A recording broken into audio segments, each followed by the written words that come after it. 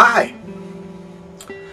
I want to try to give you a clear explanation of what it means to be a Christian. Whether you are a Christian or not, whether you have an appreciation for Christianity, whether you're an atheist, whatever religion you are, it's important for you to understand what the orthodox biblical perspective is. And that's what I want to try to present to you. Okay, so let me try to break this down as simple as I can. Okay? First, God created everything out of nothing. And all of that creation, God declared to be good. It's all good. If we don't have that concept down, then we misunderstand the whole concept of evil. And we misunderstand the concept of the nature of our sin. Everything was good. Then, man sinned against God, or man failed to obey God. And that created a fundamental change, not only in man's relationship to God, but in all of creation. So all of creation itself fell. Originally, there was no death, there was no disorder, there was no disease. Those things are a direct result of sin. And our failure to start with God's created good world, if we fail to start with that, then this whole idea of, well, why is there evil? We misunderstand that. There's evil because of sin. Not only man's individual sin, but man's sin corrupted creation itself and all men. And by men, of course, I'm referring to mankind. The word Adam in the Hebrew is mankind. It can be taken that way. So we have this perfect creation. And so let's say this hand is me and you. Okay, what's this? This is me and you. Okay? Now, God created everything good. But we, by our very nature, sin now.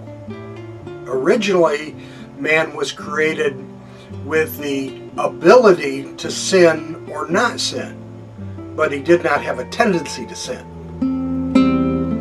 Then, when Adam and Eve sinned,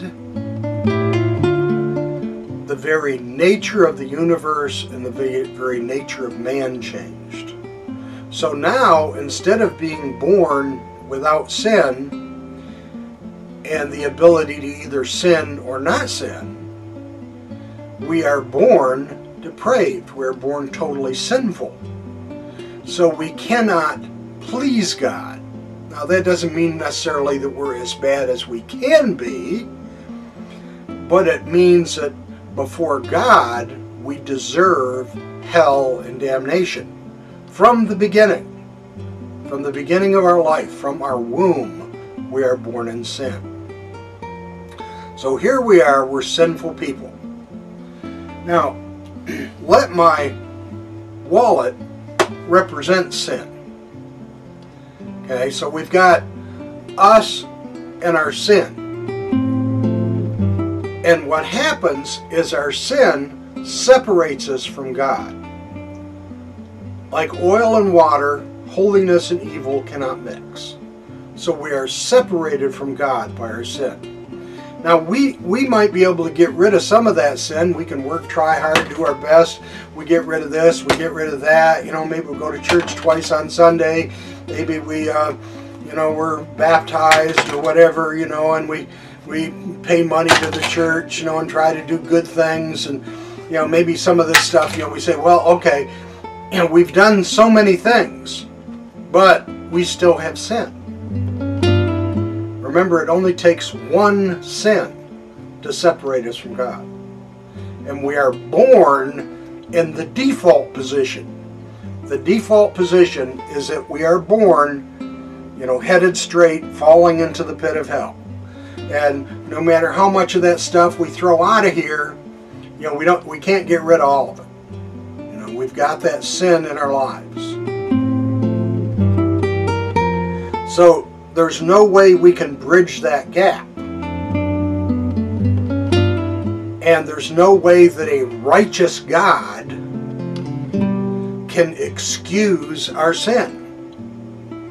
Because God is righteous, God demands payment for sin. And the payment for sin is not only physical death. Remember, physical death is not a natural state.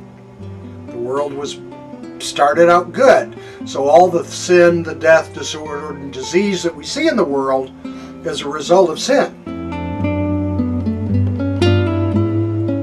So we're incapable of changing that situation. So God came down in the flesh, Jesus Christ, God in the flesh, and died on the cross for the sin of those that are His. So He made the payment for sin. Now we are in this default position that we are all falling into the pit of hell from the womb. And Jesus Christ comes into that mass because He has made the payment for our sin. He reaches into that mass of fallen humanity and draws out people in a relationship to Him. Now, we are commanded to tell all men everywhere to repent and turn to Jesus Christ. Now, one of the questions that always comes up, well, if God's doing the work, God reaches in and redeems people, why do we even need to tell anybody about it if He's the one that's doing it all? Well, the problem is, first of all, He told us to. But we do not have knowledge of who is going to turn to God and who is not. And in this condition, we die and are lost forever in hell. So we are commanded to tell all men everywhere to repent and believe the gospel.